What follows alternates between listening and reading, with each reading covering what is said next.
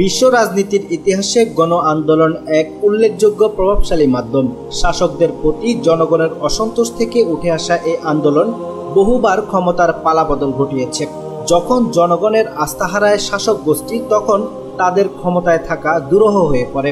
দুর্নীতি, স্বৈরশাসন, অর্থনৈতিক সংকট কিংবা আন্তর্জাতিক চাপে অনেক শাসক দেশ ছেড়ে পালিয়ে যেতে বাধ্য হয়েছেন। বিগত কয়েক দশকে এরকম বেশ কিছু উল্লেখযোগ্য ঘটনা ঘটেছে। গণ আন্দোলনের চাপে দেশ ত্যাগ করা কিছু শাসকের ঘটনা বিশ্লেষণ করে দেখা যাক। বাশার আল আসাদের 24 বছরের শাসনের পতন। সিরিয়ার দীর্ঘদিনের শাসক বাশার আল আসাদ 24 বছর ক্ষমতায় থাকার পর 2024 সালের ডিসেম্বরে বিদ্রোহী গোষ্ঠী হায়াত তাহরির আল শামের চূড়ান্ত আক্রমণের মুখে দেশ ত্যাগ করতে বাধ্য হন। বিদ্রোহীদের দখলে সিরিয়ার বড় বড় শহরগুলো চলে গেলে আসাদের শাসনের অবসান ঘটে। শেষ পর্যন্ত আসাদ দামেস্ক ছেড়ে পালিয়ে যান এবং তার পরবর্তী গন্তব্য অজানা থেকে যায়। সিরিয়ার পরিস্থিতি এক দশকেরও বেশি সময় ধরে সংঘাতপূর্ণ।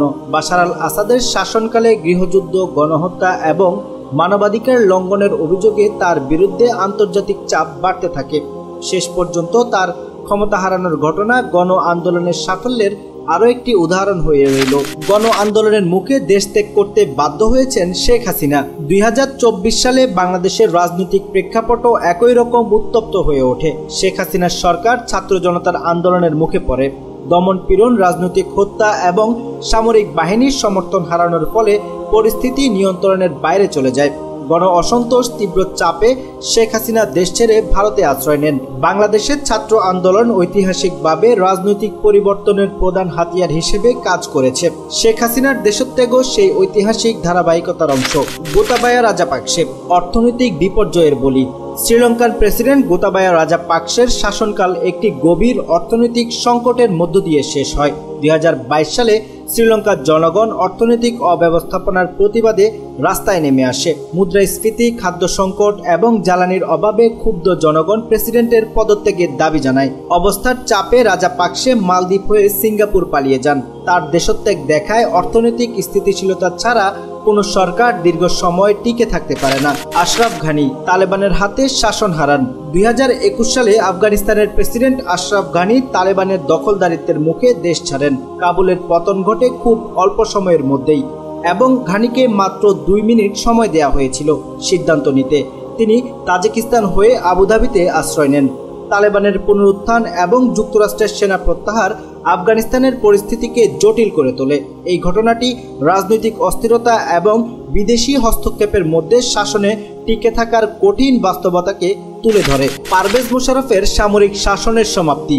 পাকিস্তানের সামরিক শাসক পারভেজ মোশাররফ 2008 সালে অভিশংসনের আশঙ্কায় পদত্যাগ করে লন্ডনে পালিয়ে যান। তার শাসনকালে রাজনৈতিক অস্থিরতা এবং গণবিক্ষোভ বৃদ্ধি পায়। স্বেচ্ছায় নির্বাসন থেকে মোশাররফ 2013 সালে পাকিস্তানে ফিরে আসেন। মোশাররফের ঘটনা দেখায় সামরিক শক্তি দিয়ে শাসন করা গেলেও জনগণের সমর্থন ছাড়া তা টেকসই হয় না। মোহাম্মদ রেজা পাহলভি ইসলামিক বিপ্লবের পরিণতি। ইরানের শেষ শাহ মোহাম্মদ রেজা পাহলভি 1979 সালে আয়াতুল্লাহ খামেনির নেতৃত্বে ইসলামিক বিপ্লবের মুখে মিশরে পালিয়ে যান। তার শাসনকাল দুর্নীতি এবং জনগণের অসন্তোষে চিহ্নিত ছিল। পরে তিনি দক্ষিণ আফ্রিকায় চলে যান এবং সেখানেই মৃত্যুবরণ করেন। জিন আল আবেদিন বেন আলী আরব বসন্তের সূচনা। তিউনিসিয়ার স্বৈরশাসক জিন আল আবেদিন বেন আলী 2011 সালে আরব বসন্তের প্রথম শিকার হন। জনগণের বিপ্লবের মুখে তিনি সৌদি আরব পালিয়ে যান। এই ঘটনা মধ্যপ্রাচ্য জুড়ে গণ আন্দোলনের সূচনা করে, যা ইতিহাসে আরব বসন্ত নামে পরিচিত। উল্লেখিত ঘটনাগুলো এক স্পষ্ট বার্তা দেয়, জনগণের সমর্থন ছাড়া কোনো সরকার দীর্ঘদিন টিকে থাকতে পারে না। গণ আন্দোলনই সেই প্রধান শক্তি যা স্বৈরাচারী শাসনের পতন ঘটায়। দুর্নীতি, স্বৈরাচারিতা এবং অর্থনৈতিক অব্যবস্থাপনা শাসক গোষ্ঠীকে ক্ষমতা হারাতে বাধ্য করে। গণ আন্দোলনের সাফল্যের আরও একটি গুরুত্বপূর্ণ দিক হলো এর আন্তর্জাতিক প্রভাব। এক দেশের আন্দোলনের সাফল্য অন্য দেশে আন্দোলন শুরু করার অনুপ্রেরণা দেয়। উদাহরণস্বরূপ তিউনিসিয়ার আরব বসন্ত মধ্যপ্রাচ্যের বেশ কয়েকটি দেশে গণ আন্দোলনের জন্ম দেয়। অতীতের অভিজ্ঞতা থেকে শাসক গোষ্ঠীর শেখার আছে যে জনগণের চাহিদা ও স্বার্থকে উপেক্ষা করা হলে তাদের পতন অনিবার্য। গণ আন্দোলনের ইতিহাস দেখায় জনতার শক্তির কাছে কোনো শাসকই অজেয় নয়।